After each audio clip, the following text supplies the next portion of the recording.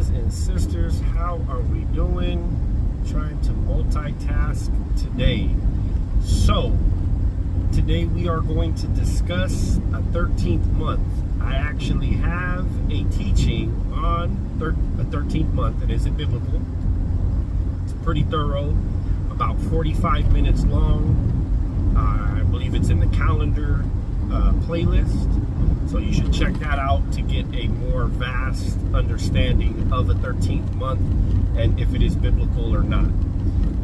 I obviously hold the position that it is biblical and necessary, and you actually have ties to the 66 with the 13th month. We are not going to get into that today. Way too much to discuss. But what we are going to discuss is this. If you use the moon for months, like you're supposed to, at least that's the position that we hold, those that would use what they call a Zadok, Enoch, solar calendar do not use the moon for the months. And if you don't use the moon for the months, then you don't use the moon for the Moedim. You really don't, right? You don't. And to me, that goes against Scripture. So, if you use the moon for months, then in a 12-month period, you have 6 29-day months and 6 30-day months, equaling 354 days, like the book of Enoch and like the book of Jubilees says. Does that mean that those are Scripture because of that? Not necessarily, but they both make that claim, and that is accurate. So, if you had a 12-month period using the moon and 354 days, you don't have a year, not even a 364-day year. Here's the thing. For those that use a Zadok or Enoch calendar and would say, you know, you shouldn't have a 13th month, you shouldn't have to intercalate, you do too. You guys intercalate. You do. Say you don't, and you do, okay? Because 364-day years fall behind by a day and a quarter every year. And for those that have been keeping that type of calendar for any amount of time, add a week to their calendar, 7-day period, to their calendar every 4 to 5 years. That's what they do to stay on track. Or you say you follow a 364, you start with the equinox, but then you don't actually count days, and then next year when the equinox happens, you say, hey, we're back to the equinox, even though it's been 365 or 366 days, not 364. It'll never work with 364. Maybe it used to be 364 and something has changed, but you cannot just use 364. If you did, then since the time of Christ until now, you would cycle through the year from April to March, February, you know, even though those are pagan names for months, your feasts would shift all through the year and circle back to the beginning if you rocked with the 364 calendar and were actually consistent in sticking to that. Those that rock with the 364 only calendar don't even actually do that. This is just what it is. Don't get mad at me. Don't kill the messenger.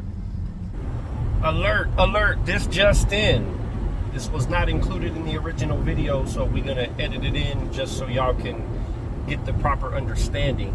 If you had a 364 only calendar from the time of Christ until now, your spring feast, Passover, unleavened bread, first fruits, would cycle throughout the entire year, or would have cycled throughout the entire year. Let's just start in April. It would have slipped back from March, February, January, December, November, October, September, August, July, June, May, back to April, about 6 to 7 times by now. Since the time of Christ, if you actually rocked with the 364 only and never intercalated anything into that, that's what would happen. Just understand that. Shalom. Okay, So back to a 13th month, the fact of the matter is that if you're using the moon for months, you have to have a 13th month every about 3 years. Every about 3 years, you need to have a 13th month. It's not exactly 3 years. It's basically 3 times in an 8-year period. And when that happens, based off the equinox, the sun, using all of the luminaries, your years break down to 365.25, believe it or not. So, when to have the 13th month and when not to have the 13th month, that is the big question, right? This year is a year of a 13th month.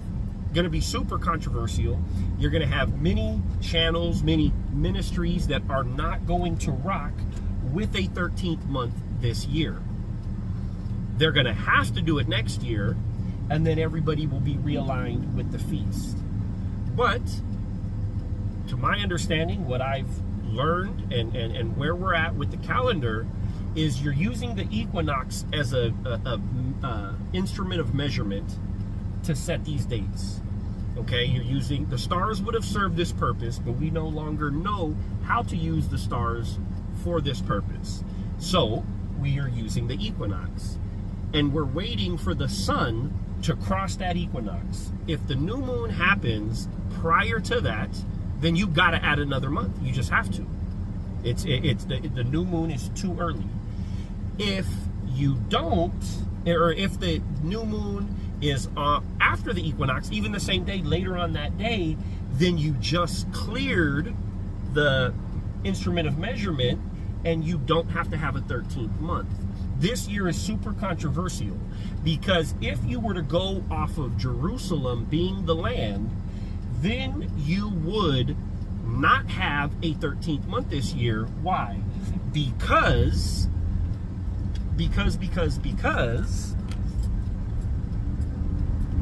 the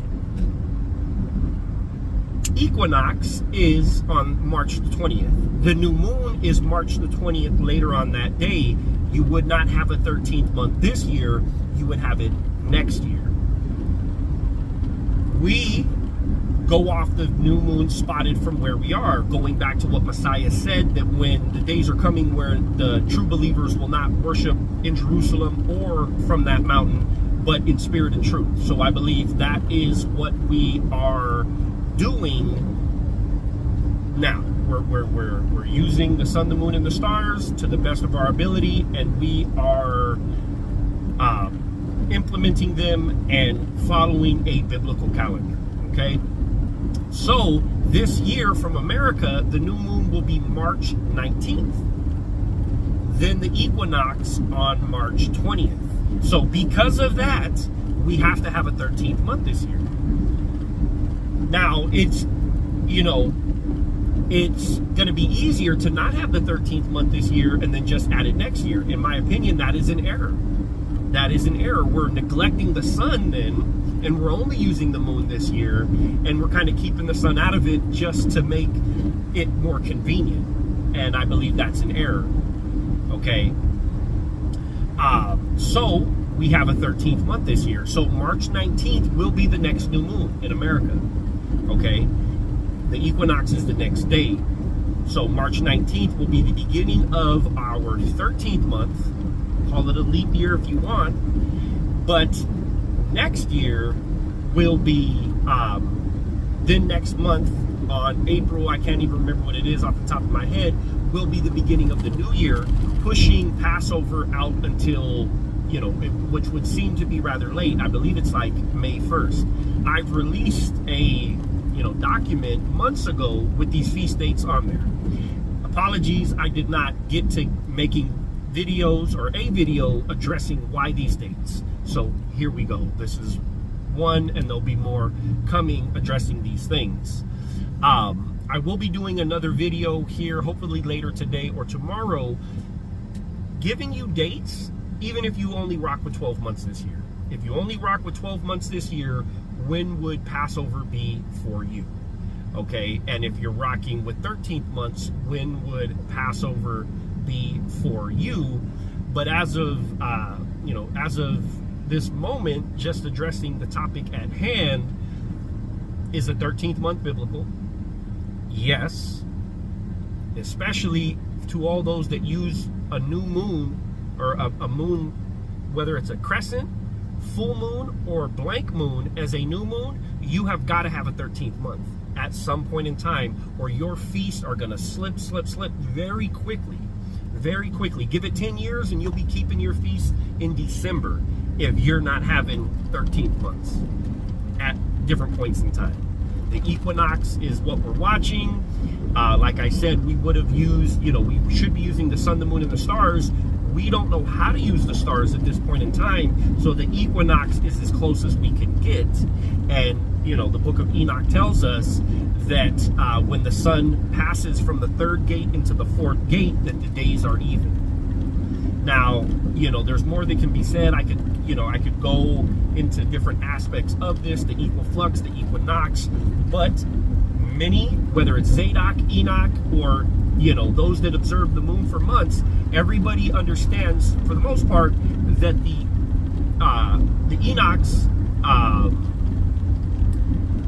equinox the equinox has some authority, and we're watching it, and it has to do with the beginning of our years. So basically, to sum it up, when you have the equinox, the first new moon after that is the beginning of your year. If you have a new moon right before that, that is not the beginning of your year. It is too early.